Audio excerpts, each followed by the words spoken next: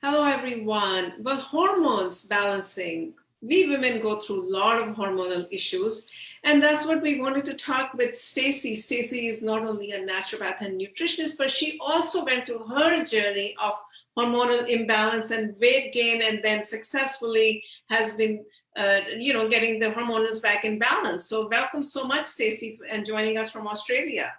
No problems. Thank you so much for having me. Great. So maybe we start with your journey first and then how you use that for your clients. Yeah, absolutely. So I was a qualified naturopath when this did all happen, but I really wasn't potentially stepping up and living my truth. So there's a few things that are important to lay the foundation for here.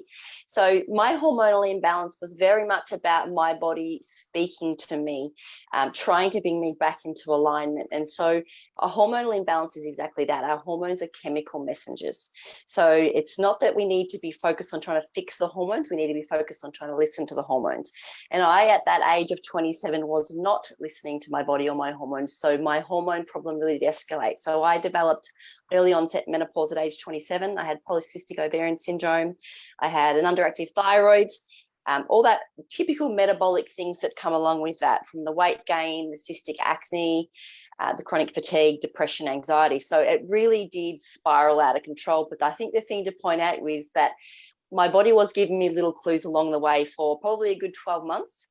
And I continued to ignore these because I was very much a go-getter. I was working full-time. I just finished my studies. I was very socially active, late nights, parties. And because I had enough knowledge as a naturopath nutritionist, I was still eating very well and I was exercising. So I was doing certain things that were good for my health. So it meant that I could get away with more. But all of a sudden, my body fell on a big, big heap. And when I went down the traditional route to have my hormones tested through the general practitioner doctors, they basically said, oh, well, you've started menopause, take some synthetic hormones. And it was quite a disheartening journey because, the other thing they said was, well, just start IVF. And, I was 27 at the time. I wasn't looking to start a family. I was a single. And so I had to really dig deep and really understand what was going on at a holistic level, what, the intricacies, how the thyroid hormones were interacting with my adrenal hormones, and then how they were affecting my stress hormones, and then my digestive hormones and my mood hormones and my immune system hormones. It really is quite an intricate thing that plays out when the hormones start to, as we'll say, behave badly. But it's not that. They're just letting you know that something is going wrong within the body. And that's where we really need to focus, finding out why your hormones are out of balance as opposed to just trying to fix them.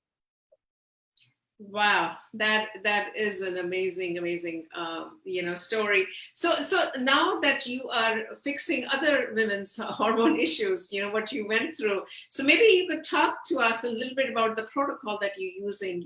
Whether it's a diet, it's an herbs. You said you're a naturopath as well as a nutritionist. So I'm assuming you're using all the tools. So maybe absolutely. You can... Yes, it is all of the above. And I think the important thing to point out is that there is no quick fix. And a lot of you probably already found that yourself. And it's very, very easy to jump on Google and Google your symptom and come up with a herb or a nutrient that will fix that hormonal symptom. But that we're really just playing at the surface level if we really continue to play like that. I'm very focused on holistic treatment, which means that I actually address physically, spiritually and emotionally what's going on with your body and the signs that your body is trying to give you. So I developed the 7-step hormone healing system, which is what I put myself through. A lot of trial and error over that year, that good 12 months that it took me to regain my health. And that 7 steps is what I'm now implementing with clients. And as I said, it's very holistic. We need to address the emotions, our belief systems, whether we're living in alignment with our truth and our core values, as well as those physical lifestyle things like, diet, exercise, stress, exposure to toxins and all those other bits and pieces as well. Okay. And then let's say you said it's not it's not a quick fix, but how much time, maybe we just go back to your personal journey. How much time did it take you to lose the weight and get back, reverse, I should say that, like your menopause that you suddenly started getting at age 27, which is obviously abnormal.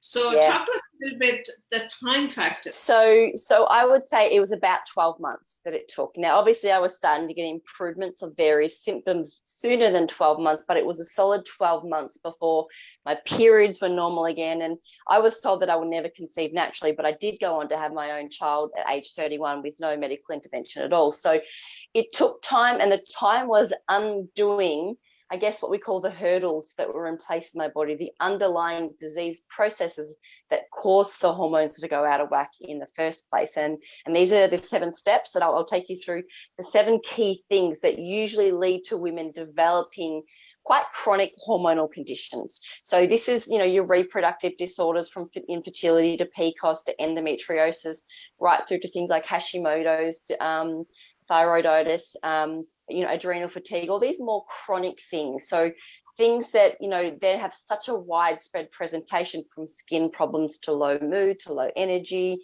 to weight gain, to anxiety, to depression. So for anyone who's struggling with hormones, you can Google a list of hormone symptoms and you're probably sitting going tick, tick, tick, tick. You usually have quite a whole host of them. So the 7 steps in particular, 7 key things that must be addressed. And the first is going to be really addressing the adrenals, because if your body is in a state of stress, we're operating from a wired nervous system and your system is in that fight and flight response. Your body's in survival mode. It's never ever going to try and heal or relax and calm, because it's like your body thinks it's in danger. So we need to calm that stress response first. Secondly, we must cleanse the colon. The colon is like the rubbish bin of the body, and the average person has about 2 kilos of undigested mucoid plaque, rubbish and junk within their colon. And the colon literally means that it's polluting your blood all day, every day.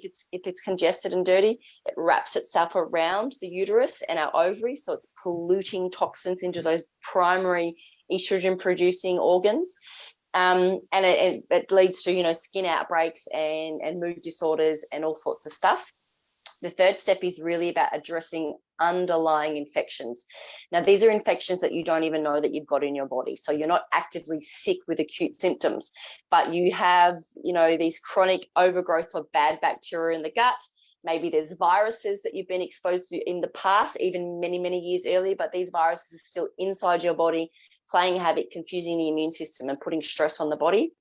Parasites is another one, even chronic candida overgrowth. So you may not be aware you've got them, but if they're in there, they're triggering your stress response, they're weakening the immune system, and they're throwing your hormones out of balance.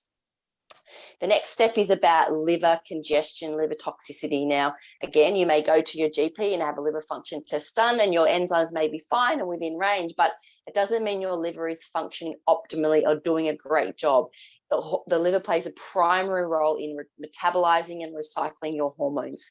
So if it's not doing its job properly, then your hormones is kind of put to the back of the list in terms of priorities, because we don't need, especially our reproductive hormones, we don't need them for survival. If your body's stressed and unwell, it's going to shut down reproductive functions, because it doesn't believe it's healthy enough to sustain a life. This is where your period can start to go out of whack. So getting that liver cleansed and clear so that it can actually heal and keep those hormones in check is a primary importance. The next one is about gut health. Now, this is from making sure that you're producing the right amount of digestive secretions, making sure you have the correct gut microbiome happening. It's making sure we don't have leaky gut, inflammation through there as well. And then the next step is all about nutrition, nailing nutrition. So correcting nutritional deficiencies first and foremost that are very, very common that we see in hormonal imbalance, magnesium being a very, very common one, iodine being another really common one, zinc, folate, and iron. But then beyond that, it's about knowing what nutrition and dietary is right for you and your type. There is no one size fits all. Some people thrive off a plant-based lifestyle. Some people thrive off a keto or a paleo. There's all these different diets, but you need to know what's right for your body, and your body will let you know through subtle symptoms on a day-to-day basis. But we need to be checked in, tuned in enough to be listening to these subtle clues that our body is giving us to know whether you should be a meat eater or you should be someone that focuses more on plant proteins. And the final step is emotional evolution. So this is where we recognize that stuck emotional traumas, limiting beliefs, which are in our subconscious, which basically live inside our body, and they really dictate our vibration, our beliefs, and our ability to heal. So that's going quite complex in that one, but it's a really profound part of balancing your hormones. Wow, that is a very comprehensive list. And It is. I love the way you kind of put a whole process together, into a different steps so that it's comprehensible for anyone who's trying to get their hormones back to a normal level. It's absolutely amazing, the work that you've done and what you've done to yourself, and then now you're helping others. I think thank you so much for doing that. You're welcome. Yeah. So if people are interested in learning more about it, I have written a book. It's called Balanced Babes, but it's basically on the 7-step hormone healing system. So you can read all about that and learn about the steps and really tune in to see, how you can start making the changes in your lifestyle. If you're someone that has a chronic hormonal imbalance, I guarantee you that every single one of those steps needs to be addressed, and it can be done. Like I said, you're looking at a 6 to 12 months, moving through, slowly ticking off, addressing them all one by one in that process. But I also have an online course as well where women do it as a group and really get involved and take themselves through the 7 steps as well. Well, thank you so much, Stacey, for all the information. And everyone, keep supporting us. We bring you 10 minutes of wellness tips on every single day from all over the world. So we are launching a lot of workshops, a lot of programs. So stay tuned. And thank you again, Stacey, for being with us. Everyone, have a good night. Bye-bye.